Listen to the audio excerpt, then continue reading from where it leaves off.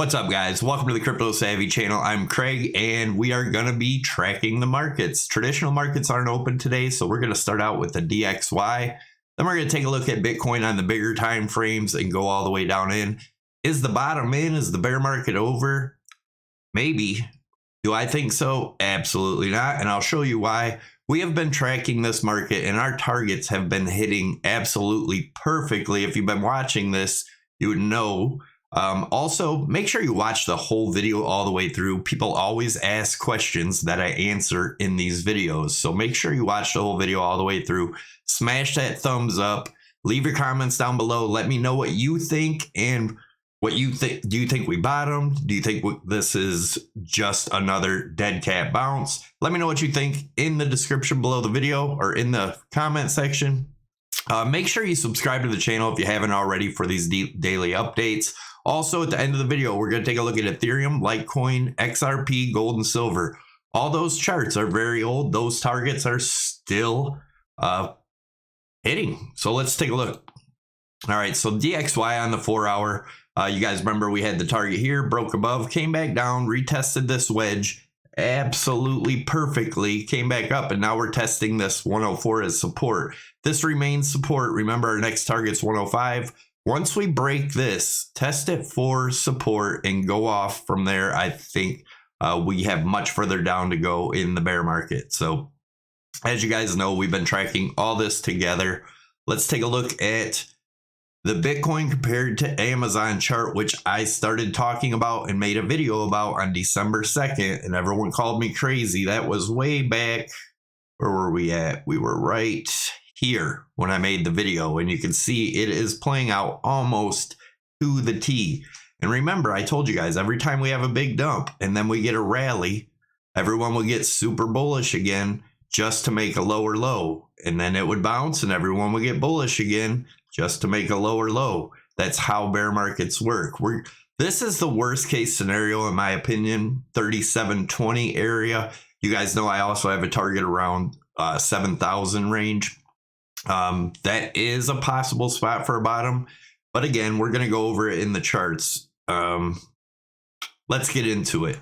So actually, before I go any further, this is my worst case scenario, but there's always a possibility. I know a lot of people don't like to talk about it, that it doesn't even come back, but we'll get into that. Let's look at the weekly. So this is the weekly. Once we broke here, I'm going to recap a little bit.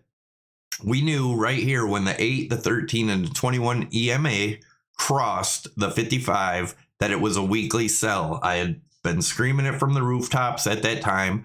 And then we knew if we broke down from this rising channel that it was bad news for Bitcoin. You can see what happened. And then now our weekly support is around 26,500 to 27,000. That's the highest I see us going. If we break above that and get support, then maybe we could come all the way back up to this 37,000 to retest this. That is a possibility because that would line up with the 55 EMA. But unless we break up above this 26.7, which we're going to go over the 4-hour, which has been playing out beautifully, and look for resistance in that too. But let's take a look at something else real quick, the monthly. You guys were around watching the videos back here. We had these 3 red candles, and I made a video right in this area about 3 black crows and what happens after 3 black crows. More downside, but you can see we had a little rally up before it continued down. And what do we have here? Let's see how this monthly closes to confirm. But so far, 3 black crows. Where's the 55 EMA? Right around 24.5. That's very important for when we get into the 4-hour. Also, we have these higher highs here on the monthly and lower highs here. That is bearish divergence in a huge way. It's playing out. Let's take a look at, so these are the fib channels I've had drawn in here. Now, you'll notice when we break, like over here, we broke through this fib. This is the 0.382 fib. Once we broke through here, we came down. You'll always come down to the next fib on these levels up here. You can see right here, once we broke, and this is the weekly, guys, so these take time. We came down, tested the bottom one. We actually broke below it. But let's see over here. Once we broke through, came down to the next one. Once we broke through here, came back down to the next one. Those are usually pretty steep drops. As you can see, we've broken this one, and the target for that one, again, 24.5, guys. That is a very important level we need to pay attention to, because if we pump, I do see a major rejection in this area. We could wick above a little bit like we did back here, but that should become major resistance in this area. Now, the next level, depending on how long it was to take, if it was, you know, the next week or so, it'd be around 11,000. Next few weeks would be around 12,000. So that's our next fib level. And what will happen, in my opinion, if that does get down there, let me put would be something like this. You know, we come down, maybe come back in here, maybe bounce around in here for a while before going lower. And if I'm correct about the 7,000, like I said, that could take all the way till 2023. This could take time. As you can see, these are weekly candles, guys, and this stuff takes a long time to play out. Everybody thinks it's just going to go straight down. It's possible, but I don't think that's how it's going to work out. And that would be a 90% correction. That's why I said between 3,000 and 7,000, around 2023, possibly before that, but I'm still looking at around 2023. Before we go into the smaller time frames, if you guys are interested in trading, definitely check out Prime XBT, by far my favorite exchange. There's a link down below. I also have tutorials on my YouTube page, and you can use my promo code Savvy50. That'll get you up to a $7,000 bonus. Savvy25 will get you 25% off your fees. The great thing about Prime is you can trade Forex, gold, silver, oil, S&P, Dow Jones, everything, all from one exchange. And they don't clump your trades all together, so you can hedge your trades or do whatever. You can have multiple trades in, so you can manage it like that instead of having, you know, everything clumped all together in one trade. So let's take a look at the daily. As you guys know, back here, it was around 54. I had called the top saying it was going to be around 64. And then we would get 5 waves down. Right here, when we hit 2 wave, we counted these waves perfectly. And then I said to look for an ABC correction, which I didn't think it would break the all-time high, but obviously it did. But I gave the warning on December 2nd that was the top. And once we broke this, we had this target.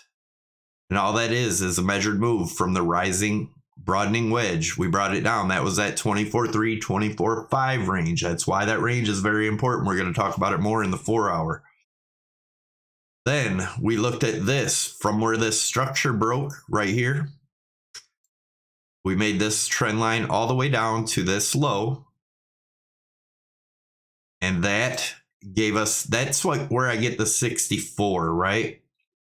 We do have different targets before then, but I've also been showing you guys all the bearish and hidden bearish divergence down here in the RSI through this whole thing. But I do think this is going to be pretty big resistance around that 24.3, 24.5 range if we get up there. Now let's take a look at the 4 hour. So here it is, guys. This is how we've been looking at it. As you guys know, I called this the top, and then we'd go down from there around 48. You can go back, check my videos. And then we had our target of this 24.2, which we hit. And remember, that 24.5-ish area is going to be major resistance. And let's take a look at our next levels. Again, this is our measuring this whole thing as a flag pull. This is the bear flag around that 67. Now, let's take a look a little bit closer, and then we'll dig in a little bit more. But we look at the break of this structure, looking at this as a flag pull, and then another bear flag, and then we broke that flag. That gets us down to that 17.7. We hit that almost perfectly, went a little bit lower. Obviously, these targets aren't to the penny, but we did get the bounce like we expected. Now, do we come back up to this 24.5? That's the question. If we do, I will be putting in shorts up here, at least laddering in at low leverage. But if we were to, continue up, it may look something like this. We may even make a range in here of, have a few touches top and bottom.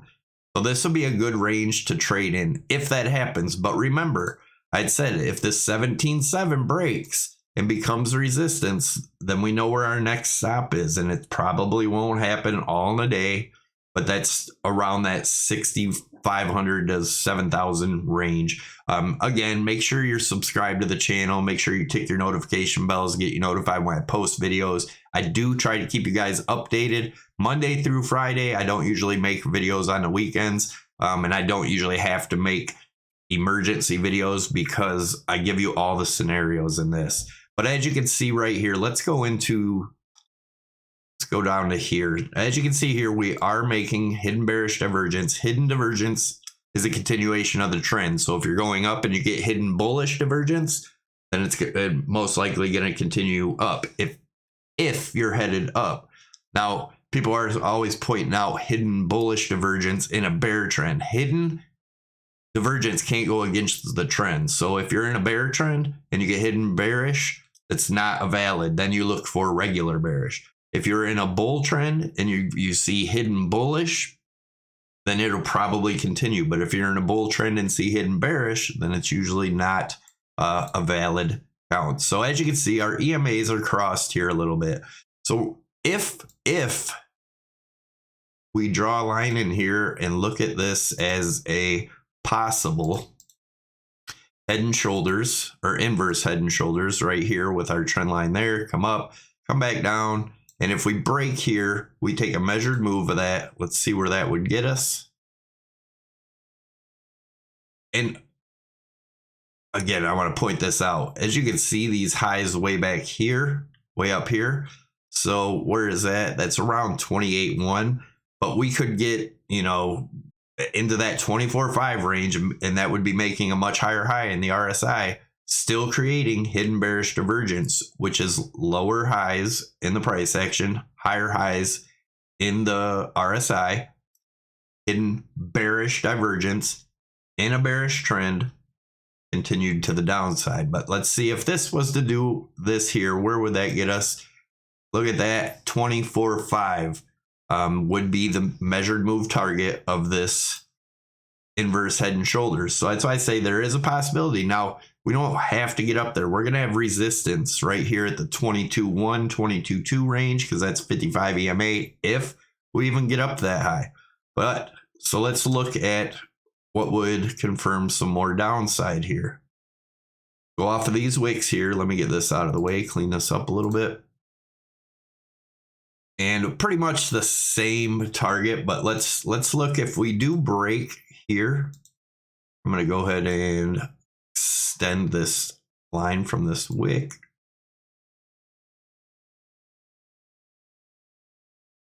Okay, this is the area you're going to want to watch for a break. Okay, that's going to be, and that's if this happens, you know, today-ish. 19.5. Break that 19.5 again. The next target over here is going to line up with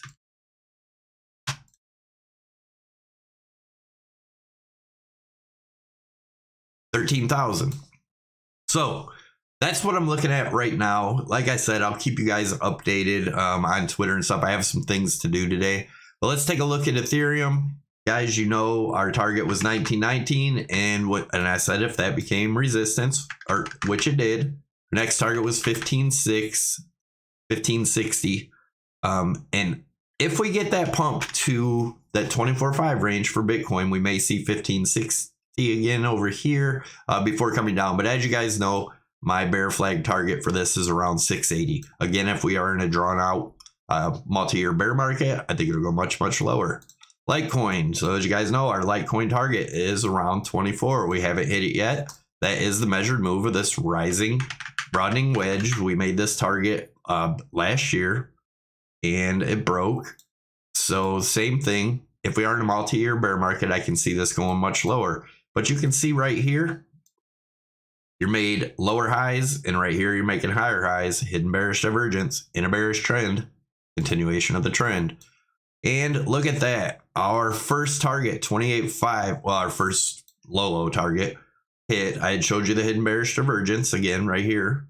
And now we are actually making more hidden bearish divergence. Remember, I said a break of this 28.5. That was our first target. Now a break of that, looking for 17 cents. Could go much, much lower into the, 4 cent range if we are in a multi-year bear market. So be careful, guys. Gold, as we've talked about, anytime gold is below this right here, below this channel, Bitcoin's bearish. If we get back above here, then Bitcoin will be bullish. But as of right now, gold, this chart's way over a year old. Our target was 1561. It could go much lower, but I'm still looking for that range for gold. And as for silver, we have our support here at 20. Once that breaks, I'm looking for around 1550. Thanks for watching, guys. Don't forget, smash those thumbs up. Share the video if you would. If you enjoy the content, make sure you're subscribed to the channel. Tick that notification bell to get you notified when I post new videos. And I will see you in the next video.